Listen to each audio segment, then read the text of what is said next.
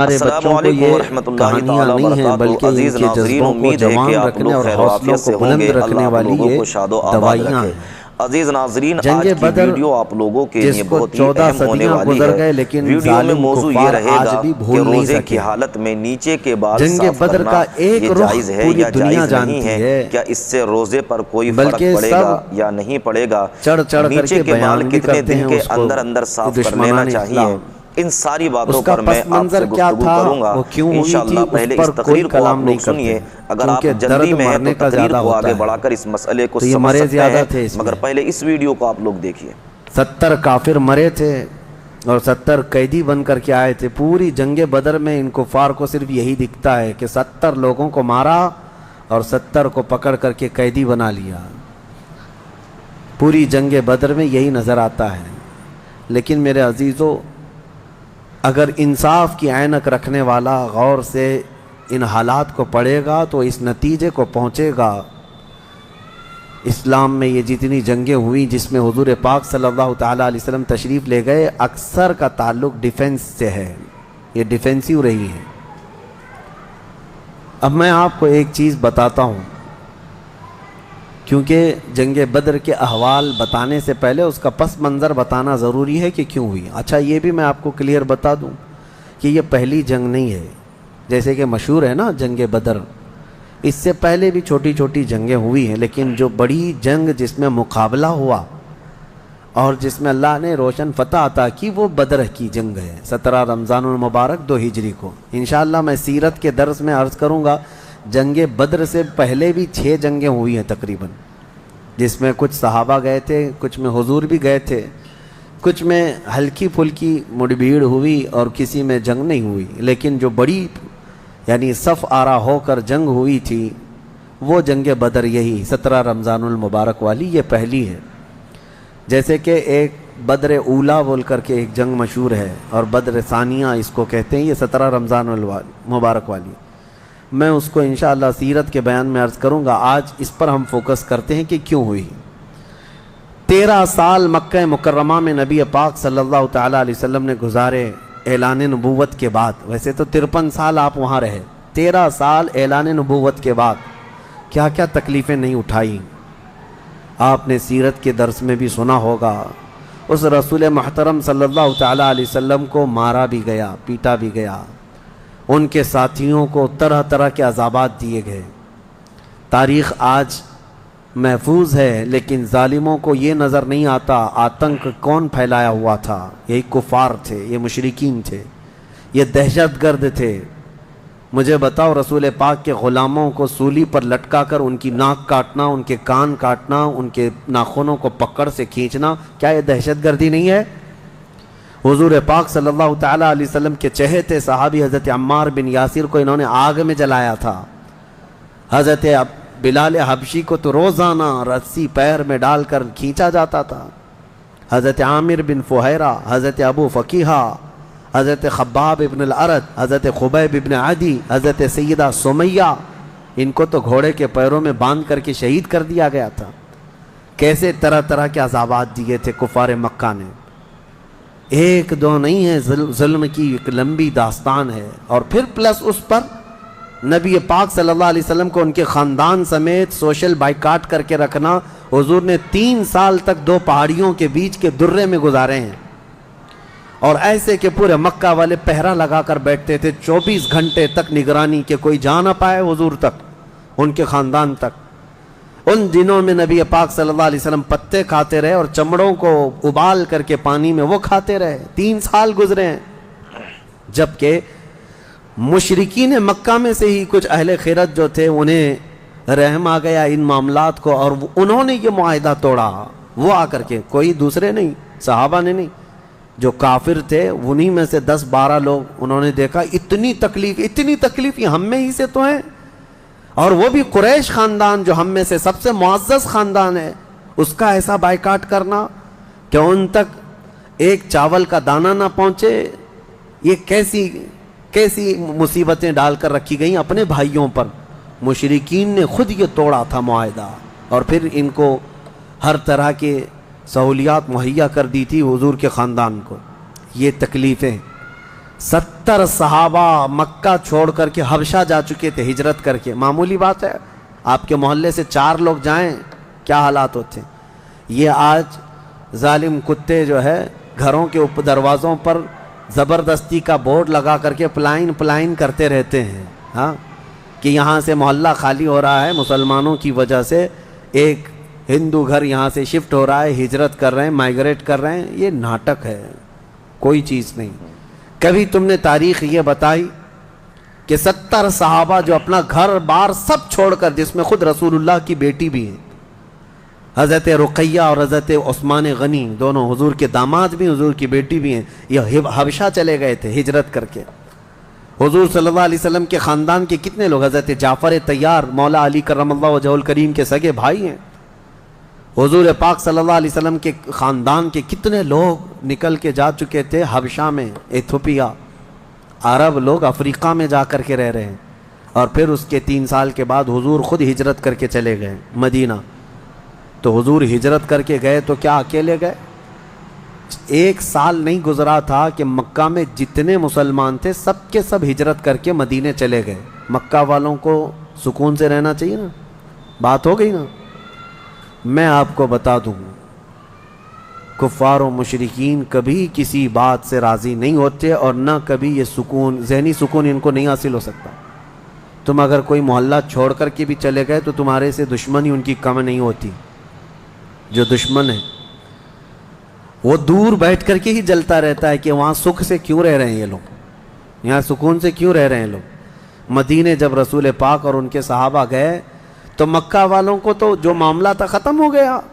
جن سے تمہاری روزانہ لڑائی ہوتی تھی وہ جا چکے, نہ ان کے صحابہ ہیں نہ وہ رسول پاک وہاں پر ہیں.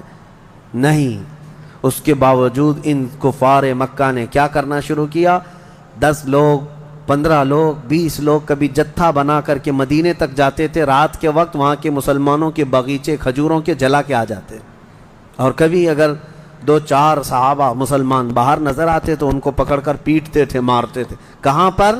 مدینے میں جا کر.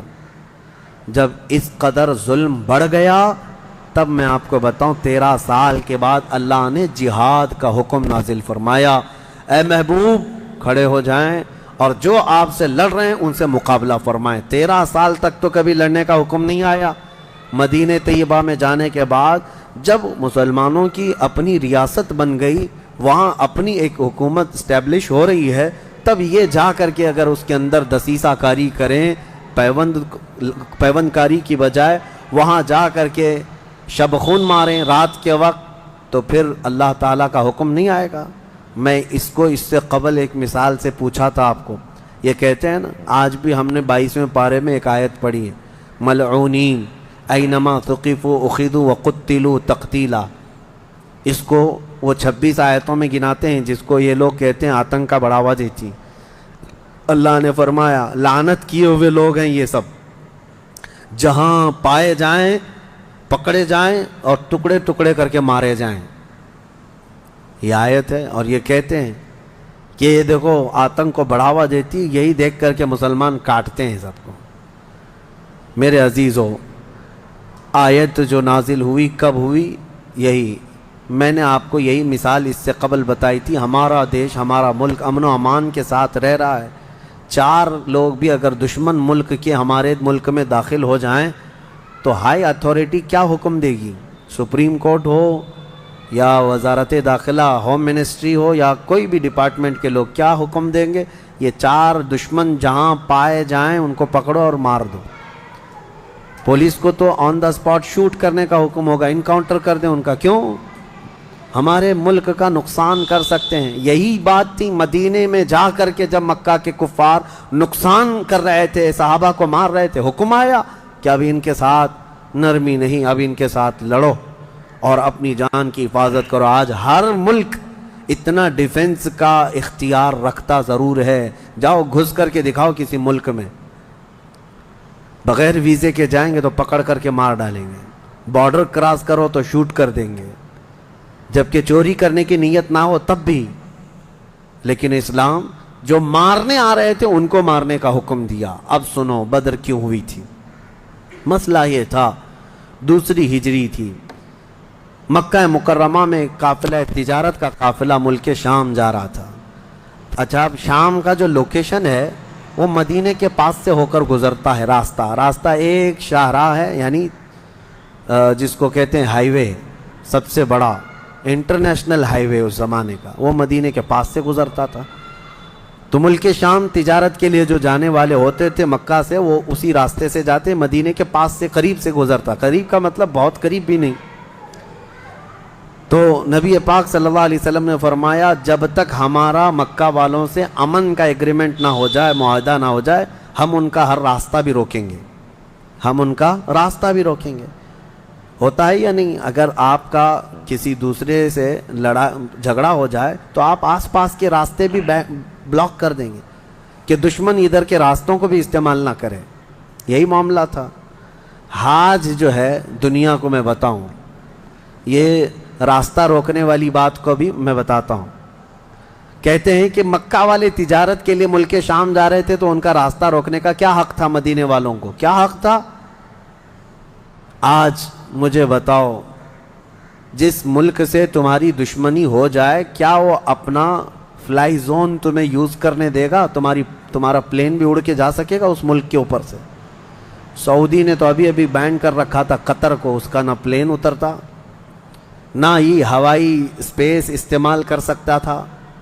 قطر جو ہے کوئی چیز استعمال نہیں کر سکتا۔ ان کی آپسی دشمنی میں جب یہ راستے بند کر سکتے ہیں، آپسی دشمنی تھی، یہ کون سی اسلام اور کفر کی دشمنی؟ اسی طرح سے ایران پر جو پابندیاں ہیں، ایران کا ایک جہاز جس سے اس کے سفارتی تعلقات نہیں، کیا وہ اسرائیل کے اوپر سے اڑ سکتا ہے؟ نہیں اڑ سکتا۔ راستے تو آج بھی ان لوگوں نے بند کر رکھے ہیں، ایک دوسرے کی تجارت کے، ٹریڈنگ پابندیاں آج بھی چلتی ہیں۔ 1400 سال پہلے جب نبی پاک صلی اللہ علیہ وسلم نے صرف ان کا راستہ روکنے کی بات کی، تو آج یہ پوری دنیا کے جو ماڈرن اپنے آپ کو کہتے ہیں اور بہت زیادہ ویل ایجوکیٹڈ سمجھتے ہیں، ان کے پیٹ میں درد ہونے لگتا ہے کہ یہ کیسا راستہ روکنے والا کیا سسٹم تھا۔ راستہ روکنے والا وہی سسٹم تھا جو آج تمہارا باپ روکتا ہے، امریکہ۔ جس طرح سے لوگوں کے اوپر تجارت کی پابندیاں لگاتا ہے، جس طرح سے ہائی ڈیوٹی کسٹم لگا کر کے لوگوں کی اکنامک کو گراتا ہے، یہ تو وہی سسٹم ہے نا۔ لیکن نبی پاک صلی اللہ علیہ وسلم نے ایسا نہیں کیا تھا۔ صحابہ اکرام کو مدینے سے کہا کہ دیکھو اگر ان کا قافلہ تجارت کا شام جا رہا ہے تو ہم جائیں گے، راستہ روکیں گے۔ حضور اپنے صحابہ کو لے کر نکل پڑے۔ یہ 17 رمضان جنگ بدر کی بات نہیں کر رہا ہوں، اس سے پہلے کی بات کر رہا ہوں، 6 مہینے پہلے حضور گئے، چند مہینے پہلے یا چند دن پہلے، ایگزیکٹ نہیں کہہ رہا ہوں۔ تو ابو سفیان قافلہ تجارت کا جو لے کر جا رہا تھا وہ سپہ سالار یا امیر قافلہ تھا، اس کو خبر ہو گئی کہ نبی پاک صلی اللہ تعالیٰ علیہ وسلم اپنے صحابہ کے ساتھ میرا راستہ روکنے آئے ہیں، تو راستہ کاٹ لیا اور ملک شام دوسرے راستے سے پہنچ گیا۔ حضور پاک صلی اللہ علیہ وسلم کو نہیں ملا، حضور واپس مدینے آ گئے۔ کئی دن گزرے، ملک شام میں اس نے تجارت کی، خوب نفع کمایا اور واپس مکہ تو جانا تھا۔ تو مکہ جب جانے لگا تو پھر میرے آقا کو خبر آئی، نبی پاک صلی اللہ علیہ وسلم نے پھر صحابہ سے کہا کہ چلو پھر سے اس کا راستہ تو اس ویڈیو کو سننے کے بعد اب آئیے اسی مسئلے کی طرف لوٹ کر جو میں آپ لوگوں کو سمجھانا چاہتا ہوں، یعنی روزے کی حالت میں نیچے کے بال صاف کرنے سے روزے پر کوئی ایفیکٹ پڑے گا یا نہیں پڑے گا۔ عزیز ساتھیو یاد رکھیے، اگر کسی نے روزے کی حالت میں زیر ناف یعنی نیچے کے بال صاف کیے تو اس سے روزے پر کوئی بھی فرق نہیں پڑے گا۔ روزے کی حالت میں نیچے کے بال صاف کرنا یہ جائز ہے۔ دیکھیے کچھ بال ایسے ہیں کہ جن کو اگر زیادہ دن تک بھی رکھ لیا جائے تو اس میں کوئی کراہت نہیں ہے، جیسے کہ سر کے بال ہیں، ٹھیک ہے، مگر جو کچھ بال ایسے ہیں ہمارے جسم کے اندر جو کہ ناپاک مانے جاتے ہیں، جن کو صاف کرنا ضروری ہے، جن کو صاف کرنے کے بعد ہی پاکیزگی حاصل کی جاتی ہے، انہی میں سے بغل کے بال ہیں اور ناف کے نیچے کے بال ہیں۔ عزیز ساتھیوں 40 دن سے زیادہ اس کو رکھنے کی اجازت نہیں ہے۔ 40 دن کے اندر زیر ناف یا بغل کے بالوں کو صاف کر لینا یہ واجب ہے۔ جو ایسا نہیں کرے گا اس کے لیے کیا ہے، یہ مکروہ تحریمی ہے۔ عزیز ساتھیوں ایک بات اور یاد رکھ لیں کہ زیر ناف جو ہے یعنی جو نیچے کے بال ہیں وہ کتنی مقدار میں صاف کرنا چاہیے۔ بعض لوگ ٹنڈی سے صاف کرتے ہیں، نہیں، بلکہ جو پیڑوں کی ہڈی ہوتی ہے وہاں سے لے کر شرمگاہ کے چاروں طرف جو ہے بال صاف کرنا لازمی ہے۔ ایسے ہی جو ران پر کچھ متصل شرمگاہ سے بال ہوتے ہیں جہاں پر نجاست وغیرہ رکھنے کا خدشہ ہو تو ان بالوں کو بھی صاف کر لینا چاہیے۔ ایسے ہی جو ہے پیچھے کا مقام ہوتا ہے تو اس کے ارد گرد بھی جو بال ہوتے ہیں ان کو صاف کرنا چاہیے، کہیں ایسا نہ ہو کہ ان پر نجاست یا گندگی لگی رہ جائے۔ عزیز ساتھیوں، تو امید ہے کہ آپ لوگوں نے اس سے کچھ سمجھ لیا ہوگا۔ اگر یہ ویڈیو آپ کو اچھی لگی ہو، اس ویڈیو کو اپنے دوستوں میں، جوانوں میں بھی بھیجیے تاکہ انہیں بھی دین کی سمجھ آ جائے۔ اللہ تعالیٰ سے دعا ہے کہ اللہ پاک ہم تمام کے نیک اعمال کو، روزوں کو اپنی بارگاہ میں قبول فرمائے۔ اس ویڈیو کو کمنٹ کیجیے، لائک کیجیے۔ السلام علیکم ورحمۃ اللہ۔